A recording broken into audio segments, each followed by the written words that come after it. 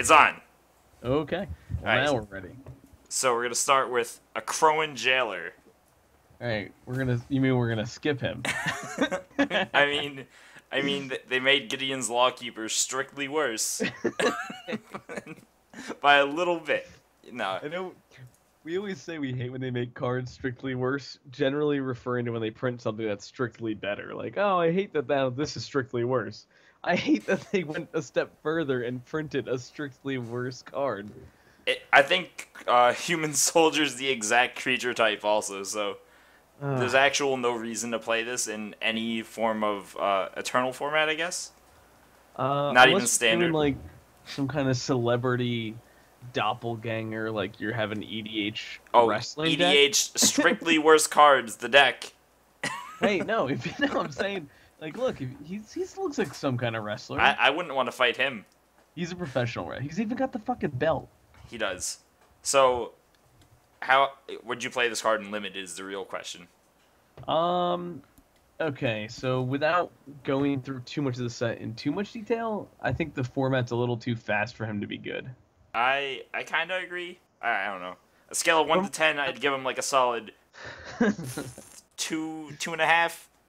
Are we using one to 10? One is Tarmogoyf, 10 is Oh no no, we're 10. 10 is what's the best Stormcrow, card in limited ever?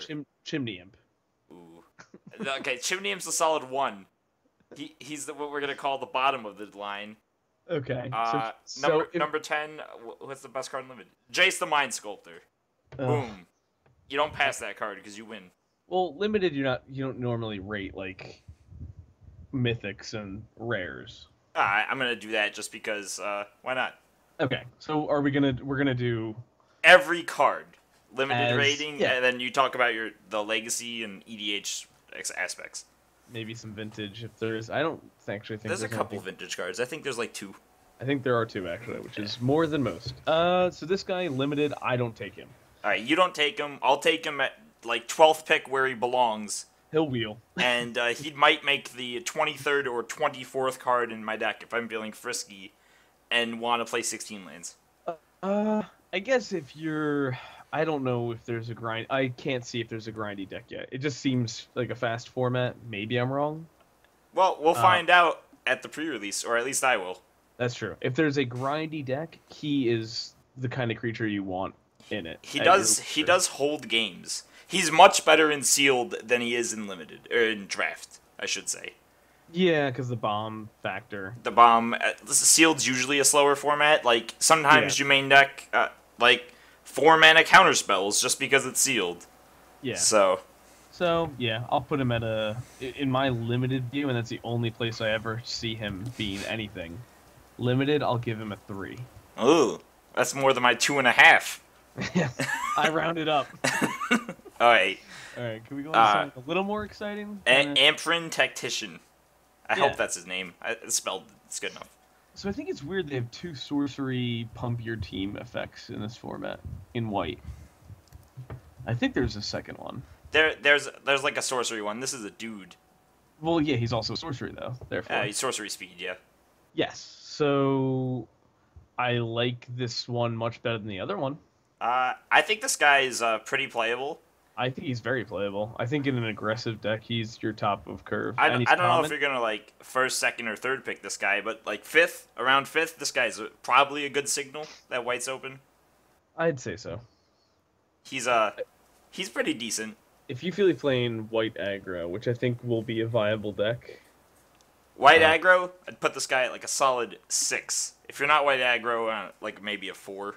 I agree. And then other formats, I don't know what you're doing. Yeah, don't play this guy. Maybe Pauper, and that's pushing it. I thought of the guy. I was imagining the guy who plays Legacy Soldier Stompy, like every tournament. what what the look on his face was when he saw this? Like, I could put this in with Preeminent Captain, and then I was like, wait, he could just do other things that are better. Value. Yeah, so we'll keep him at a 6 in limited. Six if you're aggressive enough for it. If you're aggressive enough, yeah. If you're a slow deck or you don't have like a high creature count, don't fucking run this. Yeah, Ever. yeah, that's probably not a good idea to put it in your deck. Onto a card I think is pretty solid. This is a functional reprint, right? There's a infantry veteran. It's I believe it's a white, and it's tap target attacking creature gets plus I, 1/+1. I It was a think so. common in M11. 6th edition, if you're me. If you're Brent, but I Yes. started playing in M11, and that was my first limited format. This guy was in there.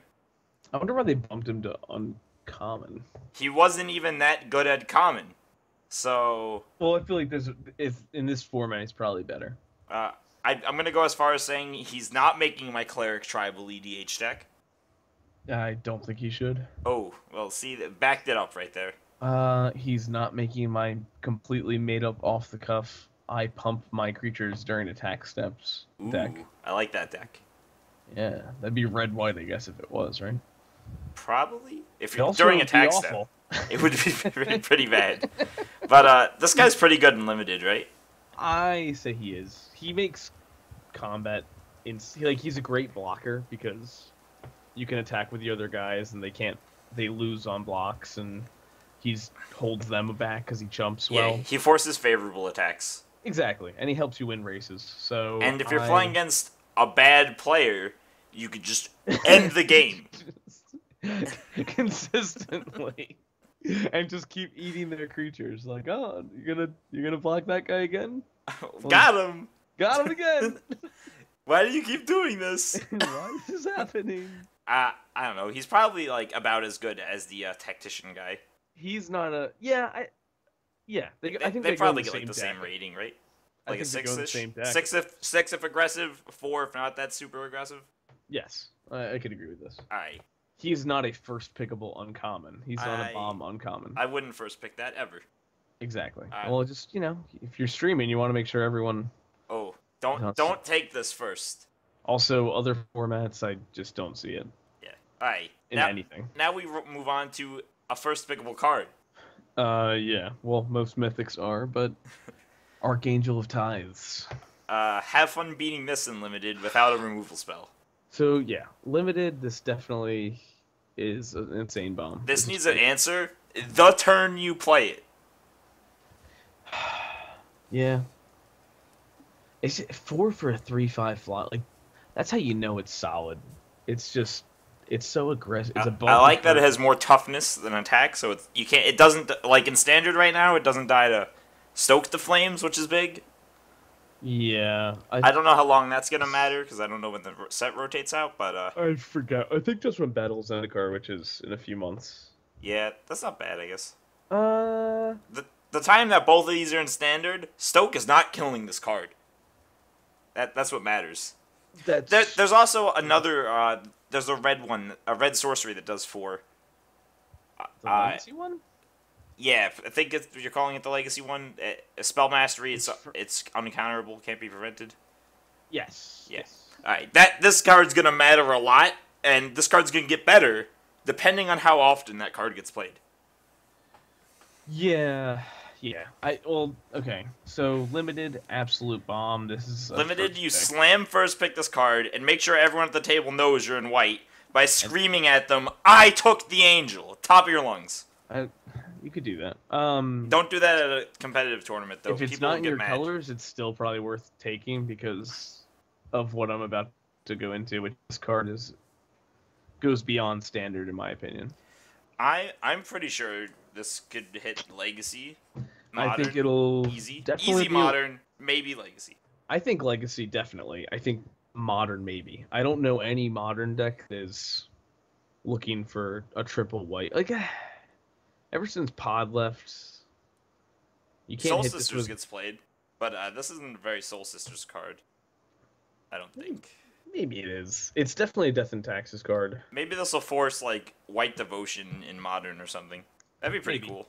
I say definite to Legacy. I think it'll definitely see play. Even if it's just sideboard play, it'll get there. Modern, I say maybe. What I like about this guy in Modern is that he hoses Twin. They can't attack if he's untapped. So That's a very good point. I just wish he could get hit off Collected Company. Let's not dream, Brent. This is we're playing Magic. We're not cheaty facing Magic right now. All right. So this is at least a 9 on the scale of Slam first pick this in limited. Absolutely. I don't see a reason why you wouldn't. If you're playing sealed, try to squeeze this into your deck. Don't splash it. Don't splash triple white. But if you have white in your deck, put this in your deck. Yeah. Up your planes count. Yeah. Maybe put one more planes than the other land you were playing, just because of this card. Yeah, if you can hit this on turn 4, you want to hit this on turn 4. If you can cast this on turn 4, your opponent goes, oh, didn't draw a removal spell, guess I lose. So, yeah. Good card. Yeah, this card is very good. This is my first, if you're taking notes, this is my first legacy card of the alley. I'll probably call way too many, but it's fine. Brent's a legacy enthusiast, and I am. He loves squeaking those not obvious legacy cards into decks. But it works. Like, he played a Dimir Charm in Reanimator, and it was good. And now it's all over. Like, well, not all over, but it's there. Well, that was like 2 years ago at the Open, I believe. Yes. Open Somerset. The one where there was Mythic Madness, where you got the Mythic in the pack. Yes. Yeah, that was a good tournament. I played Belcher there. It was fun. I played pretty well that tournament. I did okay.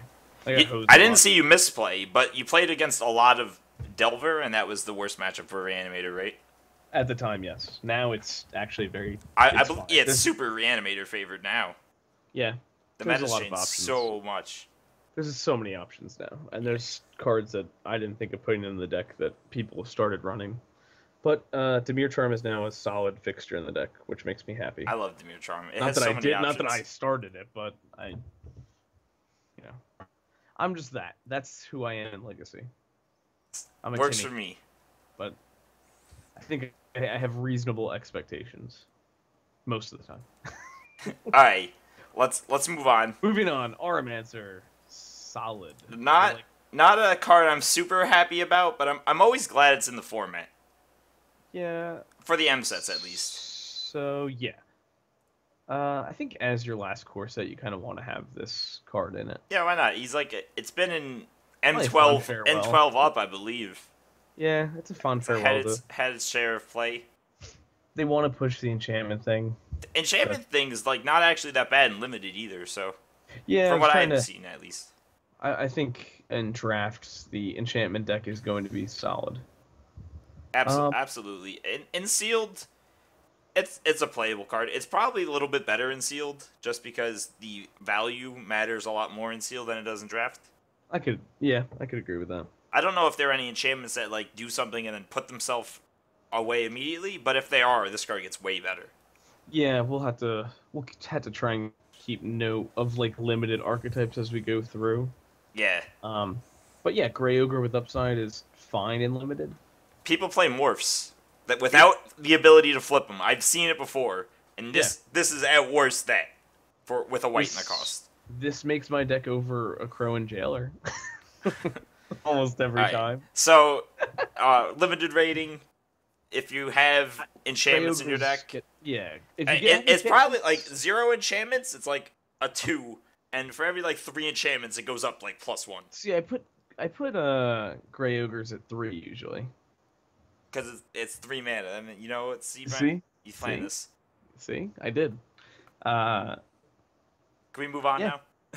Yeah, it's Auramancer. It's not very exciting. Yeah, it's not a flashy card, but it works. It gets there. Yeah, I think so. And enchantment decks want that. You want that a lot. Yeah. Next up, Even Battle Priest. Now, this card reminds me a lot of what my first like Magic video game was. The original Duels of the Planeswalkers for Xbox. Yes. And Angel of Mercy was in the mono white deck in that game, and this is not Angel of Mercy. Cost 1 more in case you didn't know what Angel of Mercy is. It's a 5 mana. It's it's an Angel Cleric and not a Bird Cleric. That's the only difference. But it enters you gain 3. It's a 3/3 flyer. But Angel of Mercy was decent. It was also uncommon. Yeah. This is a common. This is probably okay. This is never something I'm happy to play. I'm never happy to play cards like this. But then again, in Return to Ravnica block, I played a lot of the 4-mana 2/2 flying artifacts because I didn't have a 23rd playable. This is better than a 4-mana 2/2 flying artifact, for sure. I don't know what that guy's name was, but he was in my deck. Shout out to that card, if anyone knows the name of it. I forget. It wasn't very good. I wish I could remember. Basically, you're looking at a 6-mana 3/3 flyer. The second ability is pretty much irrelevant. It's not irrelevant, but like don't take it for life gain. Don't be like, oh, it's gonna save me so much. Yeah, the life gain doesn't like add a whole lot to the card. Like, it's there. It might save you once or twice, but and I don't know that there's too many blink effects. If there were blink effects, this card would go way up. So would Auramancer, for that matter. And so would the other guy that pumps your team when he enters. Blink effects matter a lot with ETBs. Enter the battlefield. I should have actually said that. Yeah. Just to start it out. Enter the battlefield is ETB. I'm gonna move on from this bird. All right. Well, I'm gonna give it a rating. Oh yeah. I'll give it like a 3. I could agree. Was that for the 3s? Might as well give it straight 3s all over. Yeah. Well, 3 times 2 is 6. Even battle. If you have 2, then they become 6s, and by that I mean don't play 2. Ever. Yeah. Seriously, just reconsider your life. Just you have something lower on your curve that you can play.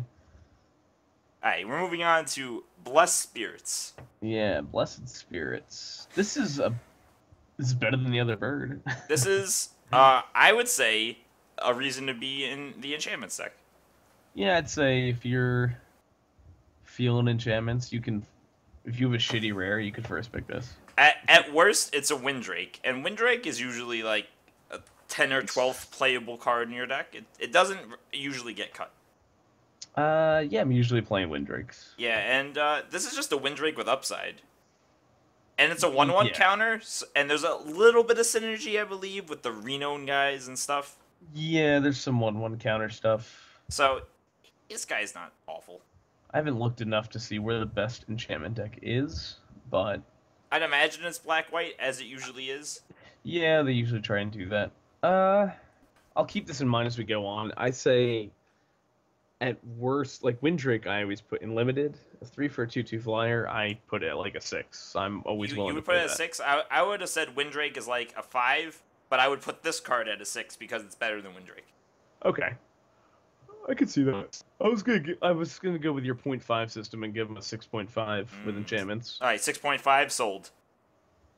Okay, cool. We'll stick with 6.5. Moving on to a legacy card reprint.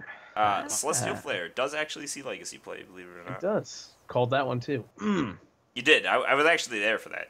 Yes, that was one of our unofficial set reviews. Yeah, we do a lot where we just like talk about it. This is the first one we're actually recording, so.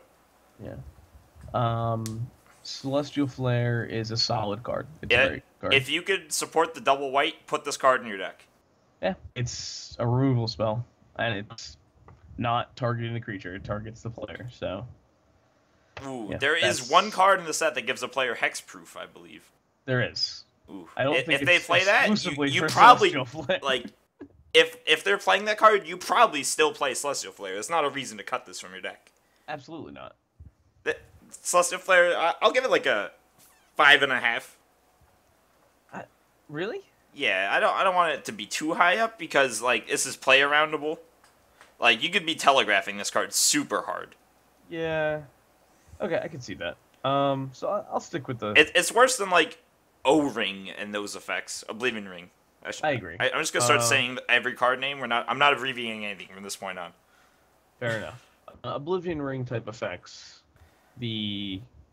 Especially since it's a single white in the cost. Yeah. Well, even like Fiend Hunter, I would put above this guy, and he was double white, 1/3 Oblivion Ring guy. Oblivion Ring in this format would be great. It might be in this format. I don't actually remember. I think it'd be fine. Celestial Flare though, I'd stick with your rating. I agree. It's a good, solid card. If you're playing white, just play this card. This will probably see standard play. It did last time, but that was because Blue-White Control with Sphinx's Rev was in the format, so. True. I'd be surprised if this didn't see like at least sideboard play though. Yeah, I agree. And it currently sees modern and legacy play, so do not get rid of foils. You wanna? Yeah, they're probably worth like at least $1. At least don't just throw them away. Is what I'm saying. So onward. We gave it a rating, correct? Yep. 5.5. Okay. So on to less exciting things. Charging Griffin, solid limited card. Yeah, he's fine. I probably wouldn't cut him for my limited deck, depending on like if I had a lot of 4s, he might go, but yeah, evasion does usually rule in favor. This guy is essentially he's on the same power level as the 3/2 flyers for 4, in my opinion. Yeah. Yes, I'd say that. He's worse at blocking, but better than attacking. Yeah, I agree. So where does that put him in your book? Like a 4.5. Okay. Yeah, I put him. He's definitely below typical Windrake. Yeah, below Blessed Spirits. I would go that far. Yes, I agree with that too. Alright, moving on. Not an exciting card, just a playable white limited card. Yeah, I agree. We're on to Cleric of the Forward Order. Forward. Yeah. Forder. Cleric of the Forder. A lot of clerics in this set. They're trying to force themselves into my EDH deck. Yeah, does this one would be hysterical. Sold in EDH. I already have 4 of them set aside. But I'm ching. I don't know how to evaluate the cycle of cards. It's a Grizzly Bear. Yeah, okay. Boom. Grizzly Bear is playable in most decks. If you're short on creatures in a control deck, probably play it as no. Little note about this card, and I don't know about the other ones in the cycle, but this card, the 2 life doesn't matter a whole lot, so if you have one, you're not taking the other ones higher because you have one. Correct. This is just a 2/2 for 2. It is just a Grizzly Bear. Again, just like what we said with the bird, the game life is... game life isn't relevant until it gets to, like, chunks of 7, I think was the rule of thumb that most people found was where it gets substantial. One of my friends said, which doesn't mean you go for like 5 of these guys and go yes 10 life. Yeah, one of my friends used to say that just life gain's a prolonged defeat, and often it is if you're playing cards that only life gain, but this guy's it's just a tacked on ability. It doesn't really matter. It's just it's a slightly upside Grizzly Bear. Yeah. So, yep. Alright. Limited rating, like a 2-3 in that range. Grizzly Bears are usually 3. Alright, 3. Sold. So, next up, we have, like, super insane Grizzly Bear. Yeah, a series of a lot of stuff on a card. This is one of those hard to evaluate cards, in my opinion. Yeah. I'm gonna say this card is very good. I'm gonna say in limited. Yeah, this guy's pretty house. I think in limited he's very good. He's awesome in an aggressive deck. I think this guy could see play in what is it, Soldier Stompy? He could get there. So in limited, I think of it as Anointer of Champions into this guy equals turn 3. You're getting this guy renowned. Is that the tap +1/+1 attacker? Yeah, I like that combo. That's pretty good. That's really solid. Yeah, and then once this guy's renowned, you swing with him a lot. Oh, absolutely. So okay. So I put him at an 8. An 8? Yeah. I would say 7. 7. I think 8's pretty high. 8's like you're playing this card in your deck every time. Yeah, so 7. 7 being if you're in white and you're not playing this card, like slap yourself. If you want to play white aggro, you're going to take this card. If you are in white aggro and this gets past you, you fucking take this card. Yeah, I think this is first pickable. That's why I put it in 8 initially, because it's an uncommon I see as a first pick. Like, to be fair though, there aren't that many bad rares in this set, so it's a solid set overall. Yeah. We'll get through it, and I'll give the set an overall rating. Nice.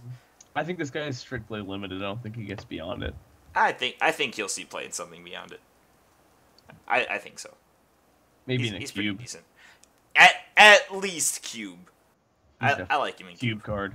Yeah, he might just squeak right into the Medio cube. He might be too good though. Oh, if anyone doesn't know what a cube is, it's a collection of like 360 Magic cards to like way up their numbers, and it's just cards that are supposed to be good, but what it actually is cards you just enjoy playing with, and it's made to draft. Yeah. There's all types of cubes, and they're made to draft, and they're made to draft different ways. The cube that we'll be referring to, if we say this goes in the cube, is going to be the Wizards recognized online cube. Yeah, that makes sense, and I think this is gonna squeak into that cube easily. Exactly. If we say any other cube, it'll be one of our personal cubes, and we'll probably make some stupid inside joke and then I'll put them in the description if this ever makes it to YouTube. Yeah, there we go. So that works, and we'll have links to the cubes below. Yeah. Good card though. Good card. Very good card. And then moving on to this pile. Don't ever play this. I don't know if I'd say don't ever play this. Don't ever play this main deck. Don't ever play this. Yeah, main deck. It's a okay sideboard card. That's all I can say about it. 2. You give it a 2. I was gonna give it a 1. 1.5. 1.5. Okay. All right. I'll give it a main deck scale of 0 and a sideboard scale of 2. Yes. Hate cards are sideboardable. It is not a main deck card, and enchantments are not running this format that hard. Expect to see this card in the like 12th to 15th pick range. Yeah, I think I get a foil one last pick once. Ooh, going deep. I'll put money on it. All right, let's move on from that. Yeah, I don't want to look at that card anymore. It's hurting me. Just after we say how good the set is. I don't actually know what this card does. It's white. Yeah. If it's Renault, don't tap it. Okay, so this is just a little combat trick. Yeah, and it's not one that I like too much. I don't know. I would say I don't know also. I don't like combat tricks that don't have like good upside. I'm a combat trick hater in general. I don't like the cards. I don't feel like they've deserved room in my deck. I would rather run a couple more guys over combat tricks. And like I like combat tricks like if it's like I liked +1/+0 draw a card for a white. That card was fine. Defiant Strike, like it cycled at the worst. This card doesn't cycle. This card doesn't do a whole lot. In fact, don't value this more than a +1/+1 effect. Like you get 30 Renault guys in your deck. The untap is not the relevant part of this card. I just don't +1/+1 and then prevent the damage to it. And if it's renowned untap, I just don't like it. It's such a weird mesh of. It's like they had a bunch of extra key abilities on different things, and they're like, wait, we're one shitty combat trick short of the set. And boom, got it. Boom, and it's truly a missed opportunity. Yeah. I think this card could be, I don't know, on a limited scale. It's probably better in sealed, just because combat tricks are usually better in sealed. I put it as a 2. I would say like 1.75. We'll squeak it in. We'll make a new number for it. I don't think I would ever play this in any deck unless I went into the draft purposely trolling like I did with Defenders. I did see that. That was a good deck. I like that one. I love it. This card's fine. Like, if you're trying to force White Weenie, or if you have like enough 1s and 2s that this card could affect without hurting your curve too much, it's okay. I suppose. Alright, moving on to an actual playable card. Yeah, this is Gideon's Phalanx. Yeah, this is pretty bomby. It's safe to say that if people don't know this card's in your deck, the game is done. You will cast this, and then they will walk out of the room. Politely, I hope. Yeah, it's a really good card. If you have the spell mastery on this card, you're probably gonna win the game. You just say Fog, swing for 8. Yeah, this is the type of combat trick that is It's I not wouldn't call this a technically a combat combat trick. trick. Yeah. It's not a combat trick. It's a Don't trick. get me This wrong. is a trick. We'll just remove is the a word combat trick. from it.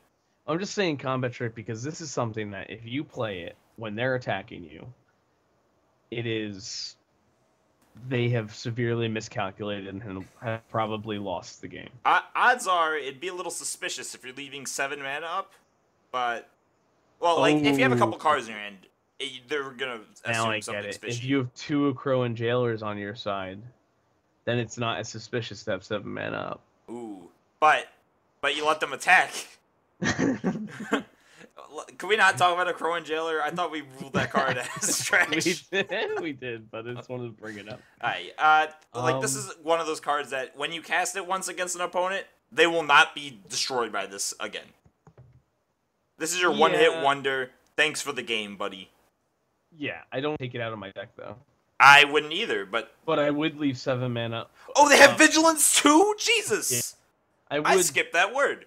I would leave 7 mana up more often than not, even if I didn't. Like, I would be in a white weenie deck and have 7 mana up all the time. Just like, make them think you have it. Exactly. Because if you do have it, it's a game winner. It's a scary card. And if you don't have it, then you could just put them on tilt the whole game. And this is strictly limited we're talking about. I could see this, if, like, blue-white control makes it into standard, I think this could be it. Yeah, I can see that. I wouldn't say it's past standard. Maybe it's probably okay in EDH too. It's probably yeah, EDH. I'd say this is fine. I don't know what deck you're running, but I'm sure this. I don't know. Maybe what Darien Knights? Yeah, there you go. Boom! Found a spot. It has a home. I'm sure there's EDH decks that would want this card. Even like Riss probably wants it. They do a lot of token stuff. Riss so. at token decks. It's good in like Knight tribal decks. It has a home. It has, yeah. It'll get played. This is probably like I would first pick this card. Usually, I'd probably put it at like a 7. Big splashy spell. Get a foil one if you like it in EDH. If you want to trade up for it, people want it. Get a foil on Magic Online so you get foil tokens. There you go. That's the value right there. Value. Probably like a 7. I would first pick this over a lot of cards. Yeah, I'd say an 8. An 8. Ooh, we're just trying to we're making this a scale of 15 then. Are we? All right, 7 then. We'll keep it at 7. Yeah, I think 7's fine. Okay. Next one, Grasp of the Hiremancer. Yeah, there are what are those, like Griffin-y doofuses jaggling around in the art? And then this Gideon guy is just like, I'm gonna chain you. Deal with it. And they're like, crap. He got us. And then Steam is gonna be updating the bot. We're just gonna close that. Sorry for the inconvenience. Thanks, Steam. Yeah, you have to let me know if any of your stream stuff is going weird, because... yeah. Your mic's been cutting out every once in a while, but it's been good. Okay. Yeah, otherwise I'm just going to keep staring at the art on this card, which is the only good part of it. I think this card's pretty decent and limited, actually. I like turning cards into, what is it? Not Master Decoy. Seasoned Marshal. Seasoned Marshal. I like that card. That card was fine. It was a 4-mana 2/2 that did this, right? When it attacked tap a guy. Yes, it did. Yeah, that guy's like, I've seen him in like cubes, like low power level cubes. That guy's fine in. I've seen him. The thing is that the difference being that is a guy. That's a 4-mana 2/2. You're getting a body for it. Yeah.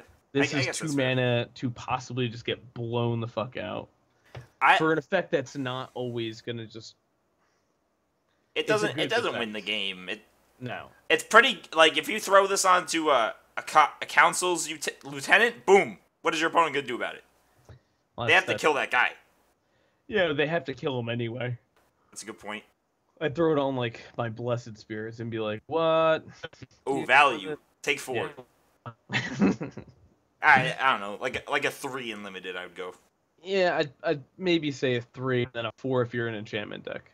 Yeah, or if you have a lot of, like, 1-drops. This card gets better if you could throw it on turn 2 and just take it. If you just drafted every 1-drop. Yeah, if you have 3 Gideons in your deck, put this in! And then it leaves when he flips its value. You could Oromancer it back. This is strats right here. We are building the limited bomb deck. Alright, on to real things. Ooh, I like this card. Our next legacy card. This is definitely a legacy card, yeah. Yeah. I love the art on this card, first and foremost. Yeah. It's some good art. Yeah, I love the art. I think it's going to be awesome foil. Oh, absolutely. It's going to be a value foil, too, I think. Awful and limited. Yeah, don't take this card in limited. This would be one of those rares I'd take an uncommon over. this even like third, fourth pick. Even like 10th pick. No. I'd probably rare draft it at that point, let's be honest. To be entirely honest, I usually rare draft cards I need for Legacy, even though I end up buying them all anyway. I also think this is good for Modern against the Twin strategies. Yeah, it does host Twin. And they don't have access to Containment Priest, so... Yeah.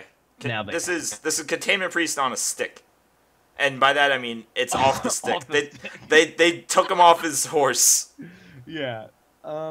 So I think in Legacy there's room for both Containment Priest and this card. I think Modern will love this card. Of note, if this didn't say draw a card on it, I don't think it would see play in anything. Oh, absolutely, and it wouldn't be rare. It would be uncommon, ripped up common on the floor of my room. I think it'd be uncommon.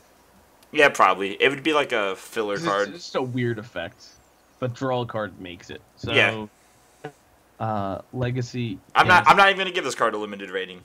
No, it's a 0. I don't know about a 0. Sideboard it in if your opponent's legitimately playing Reanimator. If they're not, then don't play this card. Yeah. So Legacy, yes. Modern, I think most probably. Likely. Standard, I don't know what's gonna happen after the. We're not Standard players, so. Yeah, we're not very good at Standard. I just go off of what I think is cool and stupid. And if it has a little bit of potential, we'll throw it out there. Yeah, if I really think it's a Standard card, like we did Siege Rhino. Boom.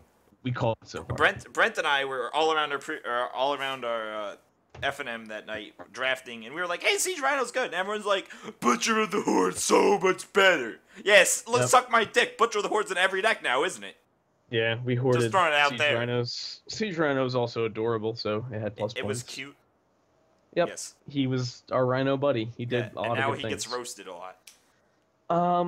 So yeah, Halloween Legacy, yes. Modern, probably. Standard, honestly, cards like this I can't call for Standard. Yeah, I can't either. And then Vintage will probably, if you're white, you'll have a sideboard for Tinker. Yeah. All right, now on cards that where the draw card tacked on. Oh, that's my alarm to wake up. I don't know why it's 11:30 p.m. Let me take that off real quick. We're good. All right, on cards where tacking the draw card line makes it unplayable to unplayable, we have Healing Hands. Don't play this card.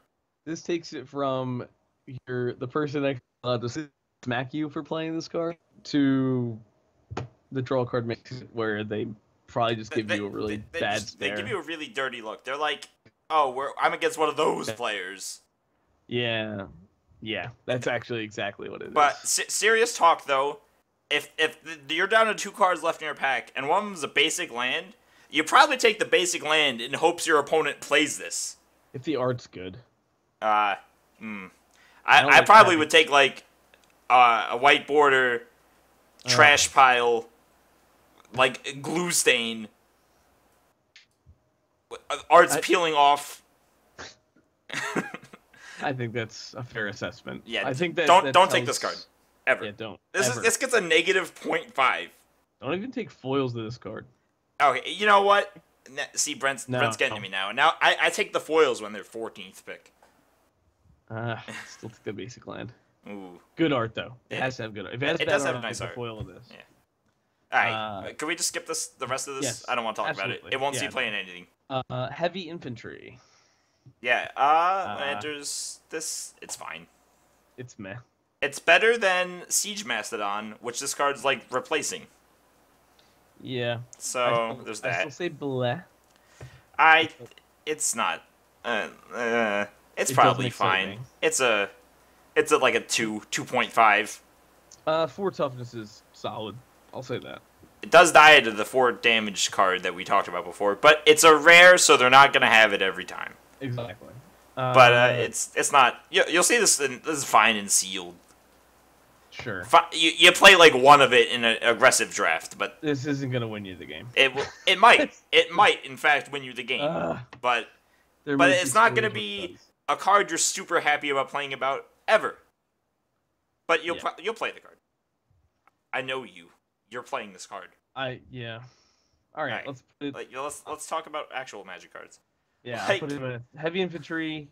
Goes into 3 because why not? 2.53. That's where I'll leave it. Okay, that's fair enough. All right, now we got Blowout Machine himself. I'm gonna flash in my Hixus. Rest in peace, opponent's board. Yeah. I expect this guy to see play in EDH, probably standard, and limited. I'm gonna put limited on the list too. It makes sense because that's what we're doing here. Theme deck, boom. Yeah, I think limited is very good. I like the other art more, the one that was spoiled first, but that's okay. I agree. Limited, he is very, very good. At worst case scenario, a 5-mana 4/4 flash is playable. Yeah, he's probably at least a removal spell. And this guy's gonna become Buddha after he eats all those creatures.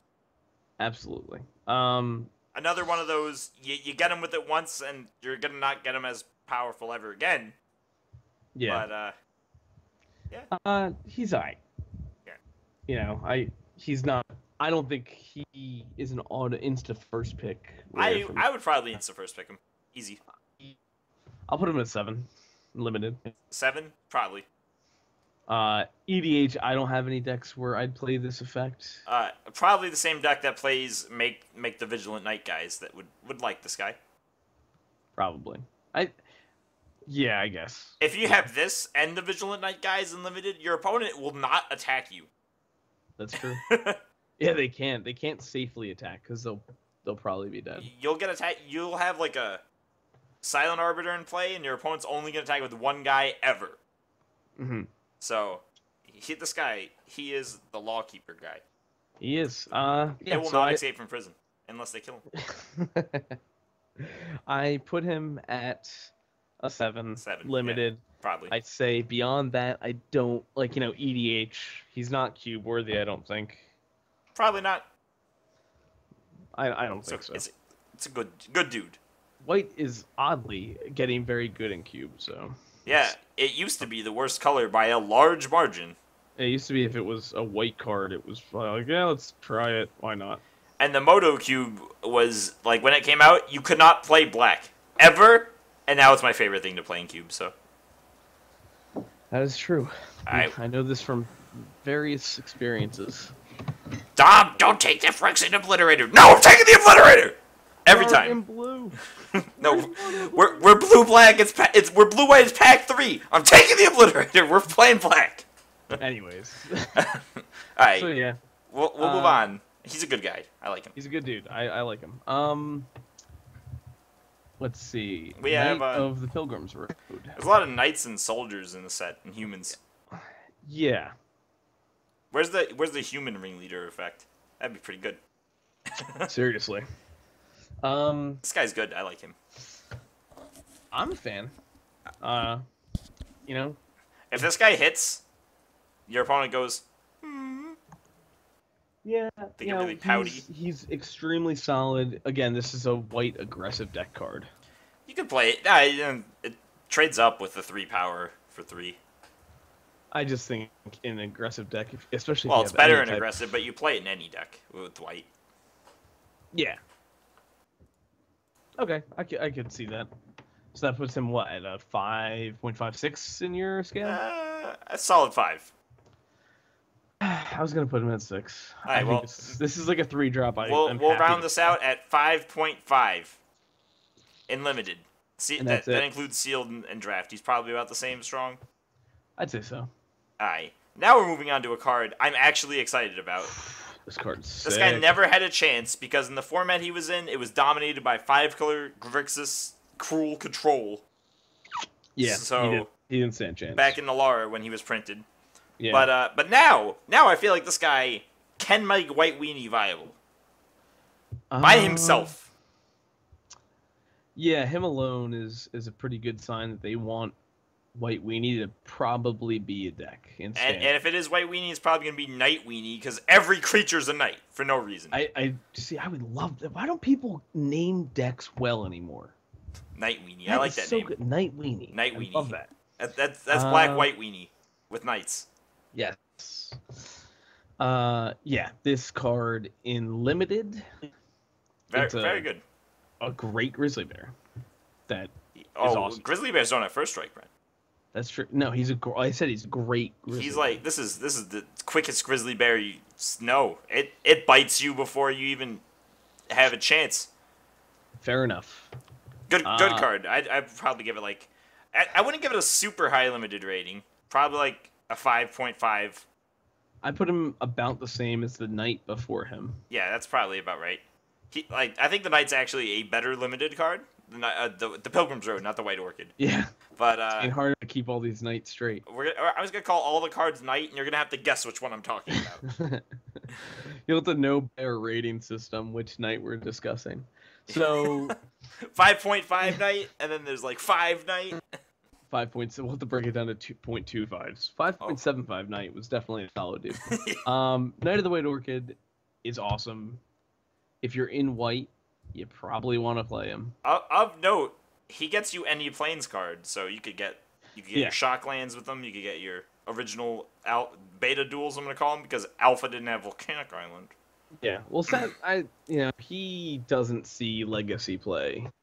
He won't, but maybe Modern. Maybe people will be like, "Oh, this card exists. Why aren't I playing Modern with this card?" Yeah, I could see him hitting Modern somewhere. Also, I did put him back on my Legacy watch list because of a new card we will be discussing shortly. I think 2 cards away. I hope so. We're gonna move on now. Okay. Oh, there he is. Oh. We're almost there. Yeah, we'll get to him after Knight Valor, another Knight card. I always love this card. This was one of those cards I was like, ooh, RTR, give me some Knight action. I love this card. So here's an enchant creature that I can get behind. It gives you a guy. Does. So. But then again, I always just played Sphere of Safety Enchantress, so. That's true. All of my enchantments mattered, but then again, this card's still good. Boom. Yeah, this card is an example of a well-designed Magic card. Yeah, and a well-designed balanced limited Magic card. They made it uncommon, I think, because of all the enchantment synergies they have going on. They probably couldn't sit well with it common, where you could just recur it all the time. Oh yeah, absolutely. Auramancer was not in the set at the same time this card was, so. Correct. So, in limited, where this card will stay. 5. I'd say 5. I have a little more fond memories with it. What'd you say? I have fonder memories with this card. Yeah, no, what rating you might cut out? I was thinking 6. 6? Alright, we have 3 5.5 Knights. Yeah, well, the Knights have it, so. Yeah, alright. We're gonna move on, but first I'm gonna point out, oh my god, Gideon has 0 mana cost, he must be broken. Oh, what is this? Get out of my... Oh, yeah, I just realized the bottom of the card's getting cut out. We'll stay with Kytheron. He may as well have 0 mana cost. Yeah. Matters with a couple cards later on, but yes. So this card is this card's pretty awesome. Good with Knight of the White Orchid, isn't he? Oh, this puts you, if you open this puts you probably in white. This is one of those cards you kind of like, you make a grunt noise when you're like, oh, I got a flip card. Just take that, and your opponents are like, oh my god, he got a Kytheron, that jerk.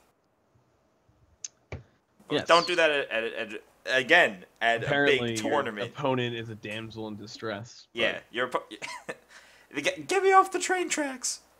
Yeah. Yeah, but so Hero, help me. He is he gives guys indestructible, which matters. He's also a Savannah Lions, which, Savannah Lions has always been a cube card, but now Savannah Lions flips. Oh, look at that! Look what he turns into. A solid planeswalker. All right, so He starts at 3. I'm going to read it because it's a little small. He has +2. Up to 1 target creature gains... opponent controls attacks. That's what I meant. Then he has a +1. Notice how he doesn't lose loyalty. He's thought this through. And he's +1. Something's indestructible of your choice. A creature is indestructible. And you untap it, so it gets vigilance. And then Gideon, like his old pal Gideon, and before that, Gideon, yes, becomes a 4/4 human soldier, the indestructible. Still a planeswalker, so oh, and he has to prevent all damage still. Okay, so he goes from Gideon to Gideon to Gideon. Yeah. In limited, I rank this as honestly, I put it as a 10. I'm never not first picking this. Yeah, well, you usually first pick planeswalkers, unless you're like not value drafting. But I'm a believer in take the planeswalkers because they're cool.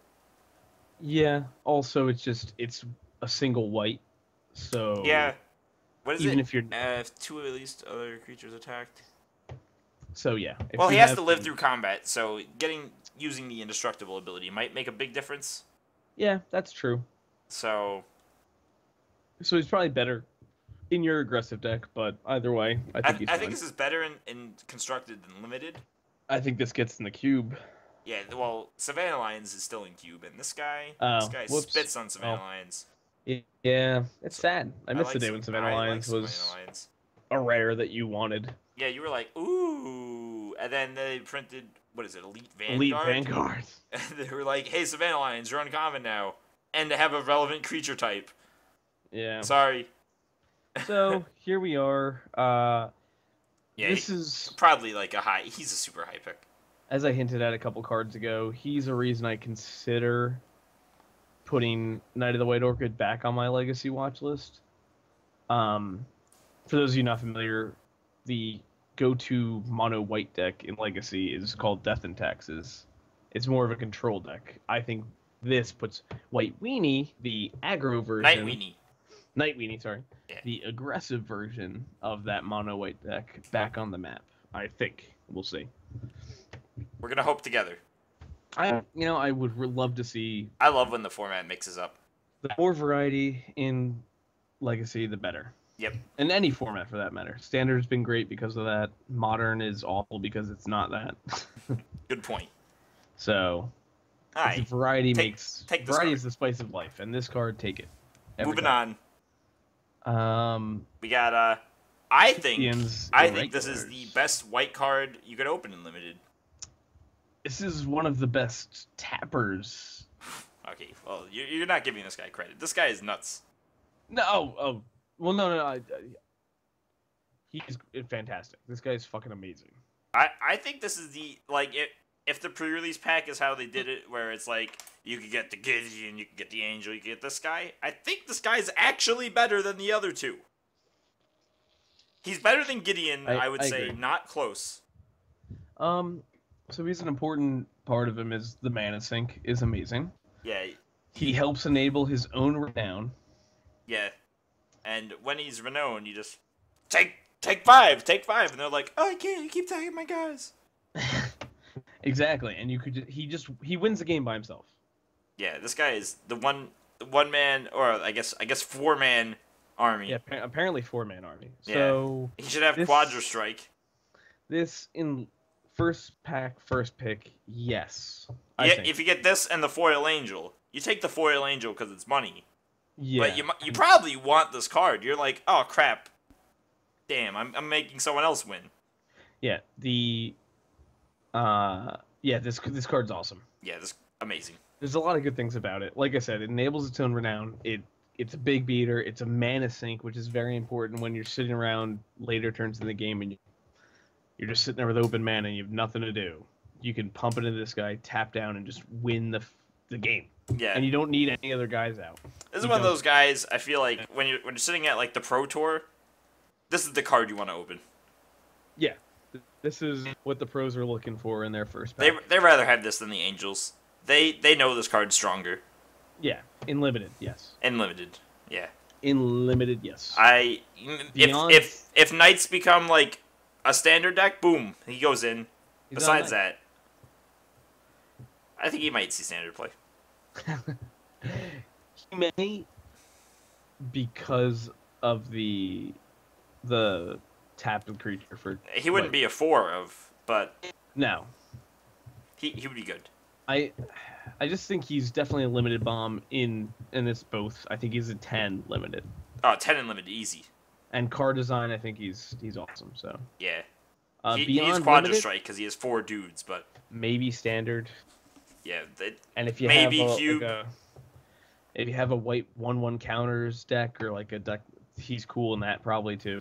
It's cool in EDH. I want to build like a tapper EDH deck. That'd be cool. I'll put that first card we reviewed on in that too. Okay. That was a joke. It immediately. Yeah, I'd be like, oh, you deserve this deck, and then I'd rip it in half. While in a match, just get this out of here. Fair enough. Put both halves in the graveyard then. So the irregulars are very good. Very, very good. Moving on. Moving on. Oh, this is the other pump card you were talking about. Yes, the sorcery speed one. I hate sorcery speed pump. Yeah, it's playable. Oh, let me scroll down a little bit more so you guys can see it. The little bottom part's getting cut out. There we go. The only other thing I will say about this card, before we move on from it, and I put it at a 3. 3, yeah, 3, 4 if you're aggressive enough. That's where I would be. Is there aren't enough tokens in white, and by that I mean there's very few. By that, I think Murder Investigation on the same line is one of like the 3. Yeah. And the other ones don't make like the other ones are like 1 for 1. Here's a token. Yeah, the team pumps are better when you're in a format with a reliable source of tokens or just really cheap dudes, and this doesn't seem like the last core set where there was a lot of tokens and cheap. Exactly. Ones. Or yeah, you get your like spectral procession type cards, those kinds of things. Yeah, I forgot Replicate Spirits. That was the Replicate Spirits. This type of effect is good in those decks. Those decks aren't in this format. This card is thereby not that good. That's why it's fine. It's better in sealed. Fine. Yeah. When you're just clogging the board and you just need something like the windmill to. Yeah, if you literally have no ways to win this game, this card becomes amazing. Because it's one way to win a game. Yeah, and it helps you stay on the defense too, because the vigilance. If you have the spell mastery. Yes, if it's late game. Anyway, so I give it a 3. You give it a 4. It's not going beyond limited. 3. It's only 4 if you're aggressive enough. Okay, cool. 4 in sealed, 3 in draft. Fair enough. All right. Mighty Leap. Yet again, showing up. Welcome back, Mighty Leap. Yeah. No one's ever let's make this card brief because it's mighty. It's a combat trick. This one's better than the other piece of garbage. Yes. This is a 2. 2.5 maybe. Yeah. Yeah. I'm again not something I'm excited to play in my deck. It's not really a combat trick. It's usually like a the flying aggressive attack. It's normally make game. Your guy unblockable. What is that? An angelic something? Something like that. Get the last few points of damage. Elspeth +1. That isn't make tokens. Yeah. Yeah, let's compare Mighty Leap to Elspeth. Yeah. I think Mighty Leap might actually be the better card. Just saying. In all formats. It has a Siege Mastodon flying, Brent. Just throwing it out there. You know what? That's the best part of the card, in fact. Fair enough. Alright. Murder Investigation. Another Return of Ravnica. Yeah, reprint from Gatecrash. You know where when it was in the list from Gatecrash? Not remotely playable. I saw someone play at the pre-release. I laughed at them. They lost. Yeah. It's probably better here because enchantments matter more. But you gotta really want this card. I think my rating should be. Alright, Brett's gonna give it the not excited 1, 2. Maybe 2. 2. Yeah. 2. Well, I thought is 1 Chimney Imp. Yeah. Well, 0's Chimney Imp. 0's Chimney Imp. 1 is Stormcrow. I don't know. Stormcrow is like a 10. Oh, true. So somewhere in between there. I'll give it a 2. Okay. I only give it a 2 because enchantments seem to matter. I'm gonna give it a 2.5. But I'm feeling like this card might. It's trash. Next. Yeah, please. I don't want to finish that sentence. Yeah, please don't. This card's good. Yes. This card's Oh, very good. I'll scroll down a little bit more. I can't. The power and toughness aren't on screen. There we go. There you go. Yeah, this card is very good. This is one of those uncommons you'd first pick over a rare. Often. So if anyone's watching who's not very familiar with... Okay, I'll speak limited exclusively right now. Those who are not familiar with limited costs and cause effects, in other words, what you get for your money. A 4/4 flyer for 5 is very good. Above the curve. And 5 for a 3. It's like Sarah Angel's pretty much baseline uncommon angel. Yes. And it's a 4/4 flying vigilance for 5, including 2 white. And I think this is about the same power level as Sarah Angel. Yeah. Sarah might actually be better. The vigilance matters a lot. The 1/1 counters matter a lot here, though. Alright. Well, I'd put a Sarah Angel at a 6. Does that make this as a 6 too? I put this as a 6. I would, yes. Okay. I'm very happy to take this. I would be pretty. I wouldn't like if you see this like third pick. You should realize that white's probably open, or the pack was insane. That's always an option too. That is a very rare option, but it is there. There's a lot of renown. There's a lot of 1/1 counter stuff going around. So it works well in those decks. It's bigger than most flying things, as you saw from that fucking bird priest from before. 6 for a 3/3. This is 5 for a 4/4. You get more for your money. It's possibly more than that too, which is the thing that you value it as a 5 for a 4/4. I'd say you wouldn't be surprised if this was a 5/5 for 5. Exactly, which is very, very good. So absolutely, I put this at a 6. I'm happy to take it. It is not going beyond that. Okay. It could, again, 1/1 counter EDH. If you're doing that with white, this guy's probably very cool. Yeah. Or angels, if you like angels, boom, we got an angel for you. Yeah, I guess. Alright. There's better angels. Now we're moving on to a card that's 100% better in like modern and standard than it will ever be in limited. Yes. Unless you have like 30 relics to seek. Yeah. We got Relic Seeker. Yeah, this is not very good. It's a Grizzly Bear. It's a Grizzly Bear. Again, sometimes it's a 3/3. Yeah, it's a pumped Grizzly Bear. It's like a 4. I'd give this a 4 just because it's better than a Grizzly Bear. I put him a 4. The main discussion with this card is for standard or modern, because Stoneforge is banned. Banned, exactly. He is probably your modern Stoneforge. I'd also be okay if like Quest for the Holy Relic became a thing. Well, I'm making that in Legacy. So. Oh, yeah, I forgot about that. Let's get there. All right. So we got a 4. Relic seek. He will seek the relic. Yeah, he's above the average bear. Hi. Okay. Sentinel of the Eternal Watch. Now, I don't know about limited, but this looks like a Doran EDH card to me. It taps a creature at the beginning of combat on each opponent's turn. Yeah. Like if you're trying to build, I don't know about like if it's super competitive Doran, but if you're trying to build Doran with like big butts and just fun times, this is what you want. And that's what I do, but it's again at this time in Magic, there's so many cards that have big butts and are fun. This one, I don't know if he makes my Doran cut. There's a lot of cards for Doran, to be fair. Exactly. Especially if you're building in limited, this guy's really good. Yeah, Vigilance on a 4/6, it's significant. If you're not attacking with this card, then he's gonna die. Like you're only not attacking with this if they literally kill it with a bigger die, which is rare.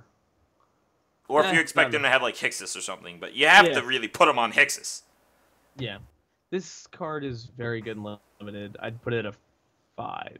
5. I would say like 5. Like 4 to 6 range. I don't know exactly where to stick it. Depends on your curve. That's a good point. It's a good top end dude. You might have a better finisher. If you have a high top end card that's situationally better, you have to weigh your options. Absolutely. So I guess 4 to 6 is fair enough for this card. Alright. And that's the only place I think this, unless you're building like some kind of Doran EDH thing. Like if you're new and you like Doran as a guy, and this guy's good for Doran, you don't need to put like super expensive cards in Doran. Exactly. This guy's decent. Have fun. Alright, that was page 1. That took an hour. Let's go to page 2. Yes, seriously. Seriously. Maybe we should move a little bit faster. Yeah, let's try to. We're gonna breeze through the crap cards. Yeah, are we gonna do this as a multiple part? Yeah, we're probably gonna have to. Yeah. So you want to do white and blue today? Yeah, let's do white and blue today. That sounds good. We're making it up as we go. Don't worry about it, guys. If there's a really shit card from now on, we're just gonna go. Nah. I'll give it like the 10 seconds it deserves. But all right, and then I'll go. Yeah, Brent will do that. He'll actually do that. All right, Sigil of the Empty Throne. Legacy card. This is a card I really like coming back. I loved it when it was in Conflux. I believe it was Conflux. Alara Reborn. It was in one of the 3 Alara sets. Yes, it wasn't in the first one though. It wasn't in shards. It was not in shards. I will agree with this. It's one of those. In one of those 2. I'm putting my money on Conflux. This is a very good card. I would go to my Enchantress EDH deck right now, but we're not gonna do that. This is a good card. This is a reason to be in enchantments. Yeah, if you open this, you're gonna probably play enchantments. I don't know if you'd first pick this card ever, but if you do, you know, take every enchantment. They're good. And there's not really an Enchantress deck. You'll play Murder Investigation with this card in your deck. Stop. All right, now you're just wasting my life. I was being serious. I had a thought on this. If an Enchantress deck comes out, like it's sad because we're losing the enchantment set. Yeah, they planned this very well. Yeah, they really set this up to do this. I hated Theros. They do it on purpose. All they had to do was put Sigil and Theros. Boom, I like Theros suddenly. Yeah, right? Anyway, there's not really an Enchantress deck in Modern yet. There's not one in Standard that I see. One day.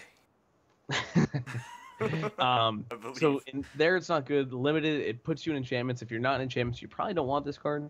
It's blank. Don't play this in sealed unless you have like 6 other enchantments. By the way, it's great in EDH. A lot of decks like EDH. A lot of enchantment decks like this. And then if you're playing Enchantress in EDH, you should highly consider this card.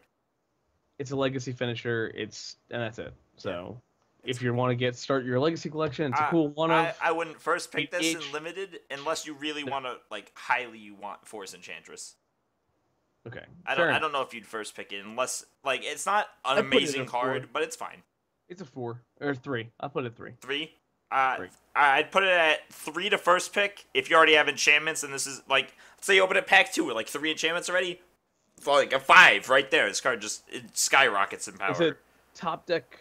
Do nothing. It is, but it does win you the game. That's correct.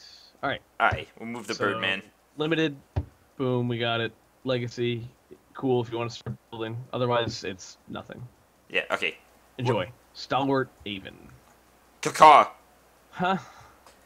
This reminds me a lot of the guy from Warwing Siren, the 1/3 that when you targeted him, you got a 1/1 counter.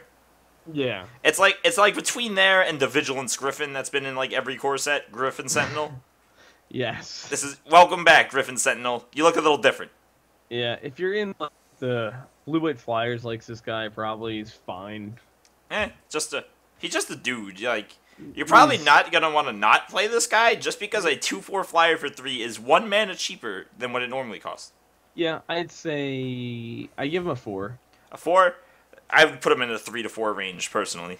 I agree. I wouldn't be unhappy to play this guy, but I wouldn't be happy either. 4 if I have 1/1 counter synergy. 3 if I'm just kind of looking for a flyer. Yeah. Boom. Better in control. He is a better renown guy because he has flying though. Absolutely. He will probably get it. Yeah, he will probably get renown. Right. Next up. Yeah, next up we have this super strange card. Alright, yeah. Now we have Debtor's Knell for enchantments, and then it fuses Debtor's Knell and one of the best. Why can't I think of the name of the card? Opalescence. Opalescence, one of the coolest. One of the coolest win conditions ever. Ley lines cards. I think the fact that it turns your enchantments into dudes is worse in EDH most of the time because board wipes are very common. Yeah. But I like this card. I think it's cool. This is bad and limited, though. They did print this for EDH, I think. Absolutely. EDH, probably. Almost certainly. Yeah. If they made Debtor's Knell for enchantments without the Opalescence part, I'd be happy with it also. Yeah. So it's an EDH card. It's really Opalescent's already in Legacy, but this is not as good in Legacy. Is it not replacing Opalescence in ley lines? It might be a fifth Opalescence. Yeah, sometimes you want the fifth. It plays 4 Serum Powders, so it finds it. Yeah. I think it actually plays like a Sterling Grove too, just to be sure. Ley Lines does. I believe it plays 1. Enchantress does. I know that. Yeah, I know. I think it's like a 4 of an Enchantress. 3. It's pretty high up there. But this is anyway. Don't play this in limited unless you're like super committed to the Enchantress. You need like 8 enchantments for this to be playable, not including it. Don't count on this in standard, at least for until we see more cards from other sets. You can count on me trying this in standard. If I play standard, it's gonna be with this and my favorite card that we'll get to when we hit black. My favorite card in Magic. Fair enough. Next up, Suppression Bonds. Is it like super poor arrest? See, no, it's you know this. We were talking about like strict downgrades. Yeah, this is not Fate's Fetters. Yeah, I knew you were going with that. This is not Fate's Fetters. That's strict downgrade. Yeah, absolutely. So... It doesn't gain 4 life. On Fate's Fetters, the 4 life matters because it's in cube and stuff. Exactly. Yes, and the gain life on Fate's Fetters is important because it gains you life, so it resets the previous attack from that creature. It's like kill your guy, time walk. Exactly. Kill your guy, you play another guy, time walk. This is kill your guy with an enchantment. I don't get to time walk. It's a good white removal spell. Where enchantments matter. I wouldn't be sad about playing this in a white deck, but yeah, I wouldn't be the happiest about playing it. This is only going to be a rest for a large portion of the time. Exactly. So where does Arrest fall in your book? Arrest falls at like a 5, so this would be like a 4.5 maybe. I can see that. And then getting boosted to a 5 if you have the enchantment synergy. Yeah, if you have like Sigil Empty Throne, play this card. Fair enough. And now this card I think is going to be real good right here. Swift Reckoning. This is some swiftness on the stick right here. Yeah. The stick being the stick that pokes your opponent's guy when it's tapped. Pokes him to death. It just says, "Oh hi." It's a removal spell. You play it. Yeah, play this card. If you're in white, play this. I think this might hit standard. Besides that, I don't know if it'll make it anywhere. It wouldn't be like a 4 of in standard. It'd be like a 1 of. Has so much removal right now. Yeah, well, I'm counting when they rotate out. You know. Fair enough. Okay. Whatever. There's a chance. Other than that, I don't. It does. Very good in limited. Play this card in limited. This is not removal that goes beyond standard. Yes, it does not. Maybe cube. It'd be really, really slim in cube, but it might. Yeah. Not even. Maybe mediocre cube. Okay, fair enough. That's something I can see. All right. It might replace Afterlife. Freeblade. I like this guy. I like this guy a lot. This guy, more than I should. 2/2 vigilance for 2 is good. 3/3 vigilance for 2 is like game breaking. Yeah. Your opponent must block this card, at least in the earlier turns. Where do we put Worst Stoneforge? Worst Stoneforge was like a 3? 3/4 area. So I put this to a 4/5. 4/5. I can see that. This card's very good. Yeah, I can see that. Other than that, it's not anywhere. So. Yeah, it won't see any play in anything. Maybe Medio Cube. Maybe. I'm gonna keep forcing for my cube. All right, next up, Totem Guide. Oh, right. Let's talk about cards I love. Is this just called turn every common into an uncommon that has to do with enchantments? Probably, but I love Totem Guide in Rise of Eldrazi. Yes. Yeah, and he was like my buddy there. Didn't he get Totem Armor then? Yeah, he also got Narcolepsy, which was the most relevant thing in the history of ever. I had the double Totem Guide 6 Narcolepsy deck, and my opponents were like, how play Magic? We know how to play. But I don't think he's any worse here. I don't think so. If anything, he's probably around the same. He also... Oh, it's an aura specifically. He gets you the arrest. He gets you what the... like when your guy attacks, tap a guy, which is fine. Yeah. He gets you murder thingy. He's a tutor, and he's got a good body on him to boot. So. Usually, like, you don't play this guy unless you could at least replace him with another card. You're not gonna play a 5-mana 2/5 You want at least one thing to search for in your deck. Exactly. He'd be good there. So I'm thinking 3.5 to 4. He goes from like a 2.5 to a 5. Yeah, 2.5 if you don't have anything. He goes from like the worst. Like armored Cancerix, whatever that card was. Yes. Yeah, let's not talk about that card. I don't like that card. That's your 2 point. All the way up to like that's why he was a 2.5 because he's a 2.5. He goes from exactly why I picked that too. He goes from why are you playing this to oiling out the kinks in your deck and helping it run. So there you go. Judge accordingly. Yeah. Next. This card is so hard to judge, in my opinion. I don't even want to rank it. This is not Cataclysm. It's better for Standard, probably better for Modern. Worse in every other way. Yeah, I feel like they were like, let's shake up Modern. They're like how can we print Cataclysm, cards, which doesn't destroy lands, and you could literally hose your opponent? Yeah, they're like, how could we... Let's give Modern legacy cards, but not too many and not too strong. Yeah. And that's what they did. And 3 times so far. In Limited, this is probably... I'm going to give it a rating of a 4. Because I think this has potential. You keep your best cards, and you give them their worst. Fair enough. So, like, this is better in Control. This is sometimes Wrath of God. But you give them their best creature. This is about equivalent to Divine Reckoning, yes. The one with Flashback. Except Divine Reckoning is a lot worse, in my opinion, because they had a good guy also. Yeah, I agree with that. So yeah, I think you have it right on there. Actually, I think you assessed it very well. I like the card. It has nice art. It does. So that matters a lot in Magic cards. Limited, it's your control card. Control Bomb. Standard, I don't know if I'd first pick this. I wouldn't first pick and this. the cool thing about cards like this is you don't first pick them, and then you could play around them, because you know it's not going to come back to you. Yeah, you know someone's trying to force control or something. You know, like, if you know who's sitting on who you're passing this to, if they're playing white, know this card is in their deck. Yeah. So, don't I like overcommit to the board. It's a cool card. Yeah, I like cards think like it's this. a very cool card. I like when they try to fix cards.